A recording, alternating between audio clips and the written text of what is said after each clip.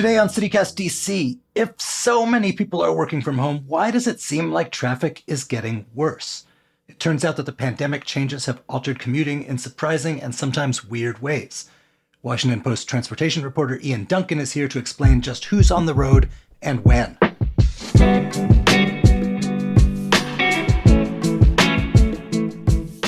Today is Thursday, January 4th. I'm Michael Schaefer, and here's what DC is talking about.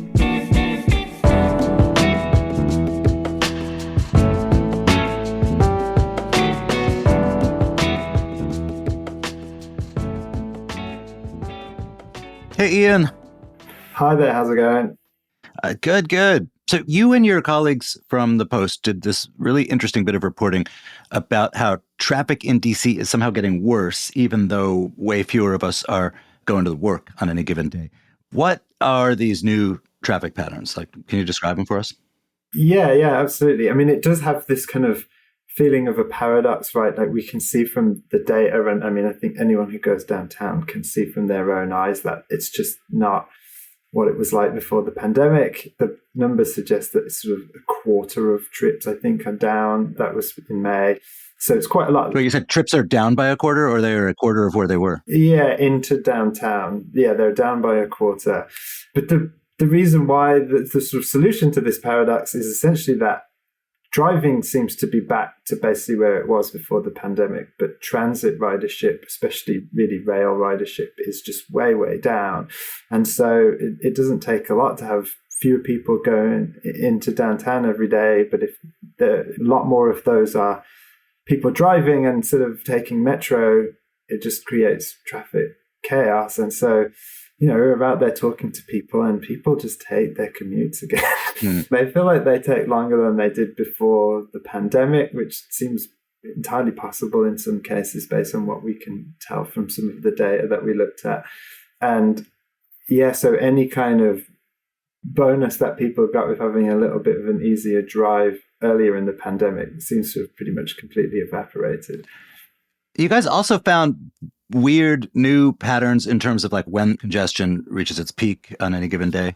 Yeah, that's right. So there's this company called INRITS that are really great at sort of tracking all kinds of data about people's driving habits and congestion. And so they looked at the DC area. And so the old rush hour is like what people probably remember. It was about an hour or two in the morning and in the afternoon, quite sharp, and then it would abate and you'd have quieter roads in the day. What you see now is that the peak of that travel in the morning is less, it's not as high, so it's not as sort of intense, and it's a little bit later, and then the sort of busy period is spread out later into the morning, and you also don't then see the sort of traffic totally drop off in the middle of the day. And then you see a sort of similar pattern with the evening rush hour, that it's not quite as sort of peaky, but it's a bit more spread out. And so, I mean, I think that reflects, you know, that people who are going into the office, the expectation is definitely changed, that you're sort of at your desk by 9 o'clock or you're going to lose your job. People come in, they're slotting in other things that they want to do. You know, even the culture of coming into the office for people who are doing that is just a bit different. And you, I think, see that reflected in these commuting patterns.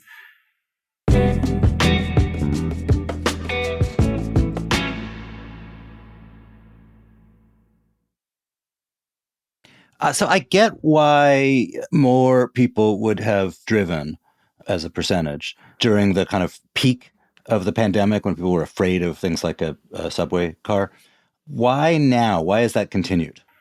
I think we don't have like a definitive answer to this, but I think there's a few things going on. I mean, one is I think probably people bought cars during the pandemic that maybe didn't have them, or, you know, a family went from one car to two cars. If you've got a car, you want to use it because you don't want to be paying all the cost of the car plus all the cost of metro. I think the other thing is that metro is not super competitive for many people on travel time or on cost either. You know, the cost of a metro ticket, and if you have to park at the metro, it's similar to what people are paying to park in a garage downtown. I mean, I think garages are maybe charging a little bit less. They have like early bird deals too, so the kind of cost parity is there. And one of my colleagues talked to someone who said like they're making that calculation in their family kind of every day, like what's the cheapest thing. And so what was really making Metro competitive before is that traffic was really even worse, or that if you tried to take another 300,000 people every day off Metro, the traffic would just have kind of totally frozen. And so I was talking to someone yesterday who sort of looks at these numbers, and they were saying, you might get to a point where as traffic just gets worse, it starts to edge more people over back onto Metro, but we don't really know what the sort of equilibrium is going to end up being. I mean, just speaking for myself, I don't go into the office every day. I live in the city, so the price difference between taking Metro and driving is like pretty significant. But if I'm only going to the office once or twice a week, I'm more willing to eat the price of parking. Yeah, and people are also more willing to eat the price of their time in the car if it's only 2 or 3 days a week too, right? Like, I talked to someone, she's the lead in the story, and she said, I just have to remind myself, like, I don't like this, but I'm not doing it every day anymore. And I think there are some people who genuinely prefer taking the Metro. I probably would put myself in that category, but I think there are lots of people who just prefer to be in their car with their air conditioning. If you live in the suburbs, you're probably going to have to get in your car to get to a Metro station or a Mark station anyway. Why not just take it all the way in? And yeah, it takes a little longer, but it's comfortable, it's private. People just like it. So I'm curious on the times. Has Metro seen a similar thing where the hours of peak usage are spreading out? Yeah, I'm not sure exactly in terms of the peaks, but I just went back and pulled the latest numbers on this. And like what you can definitely see is that ridership in the middle of the day has recovered much to a greater extent than ridership at peak hours. And so, they call midday everything after 9:30 until about 3:00. And that is back at about 60% of where it was before the pandemic. And the sort of like traditional morning rush is only back to about 40%. And Mark and VRE, the commuter rail services, Mark is doing kind of comparatively better because they have more all-day service, whereas VRE very much commuter-focused service. And so you're seeing some differences there as well. And so, even though rail ridership is just really, really down, you are seeing, I think, evidence of these kind of changing patterns throughout the day a little bit too with the ridership numbers.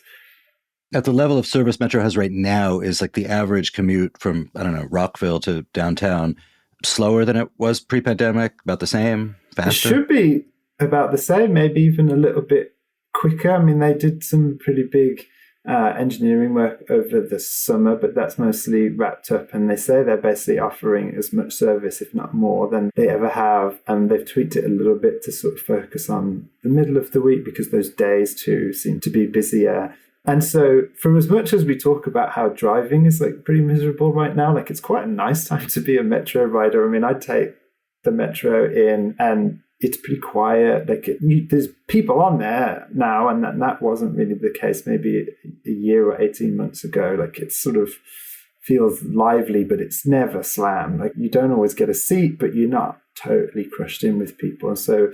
And it is coming pretty often too. So it is a reasonably sort of good experience on Metro at the moment, I think. So there's a lot of talk of, the mayor of DC, Muriel Bowser, has demanded the president to order more federal workers back to the office. This is a thing among Republicans on the Hill. It's a thing among Biden. He said he wants it. And the assumption is that if the federal government does something, a lot of the private sector may follow suit. How would any of that change these calculations? Would it be back to pre-pandemic patterns, or is there a sense that something's changed forever?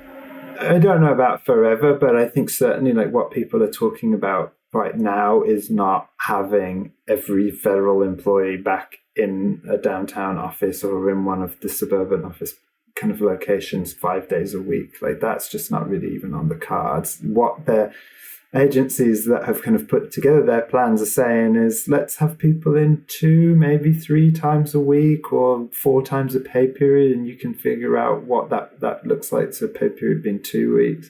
So it would potentially be a big shift. It would be a lot more people commuting, but it wouldn't snap back to immediately what it was like before the pandemic. Right. A lot of powerful people want these federal employees back. Like the unions are negotiating over sort of, certainly for the kind of, the bulk of these employees.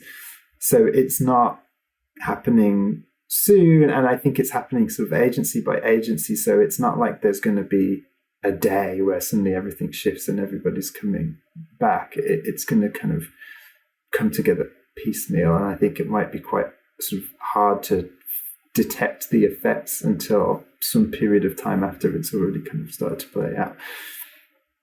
Well, what's your hunch? Do you think a year from now is commuting, either by car or by metro, going to be, more pleasant, less pleasant, more frustrating, less frustrating, about the same? What's your hunch? And for that matter, what's the conventional wisdom among the researchers you talk to?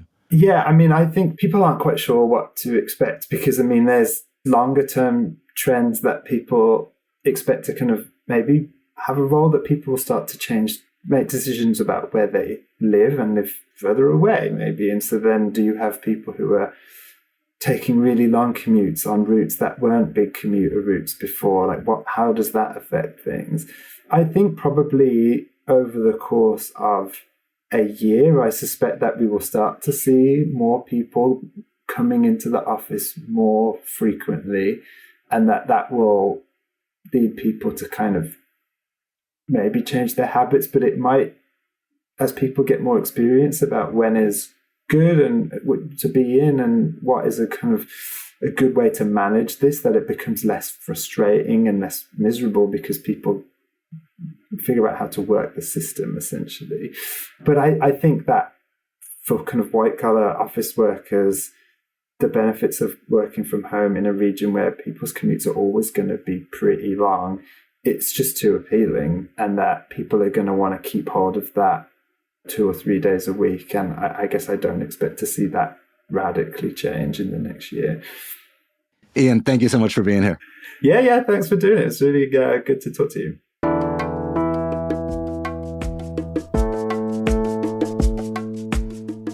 That's all for today here on CityCast DC. If you enjoyed the show, why not tell a friend, maybe somebody who'd listen to us when they're stuck in traffic. We'll be back tomorrow morning with more news from around the city. Bye.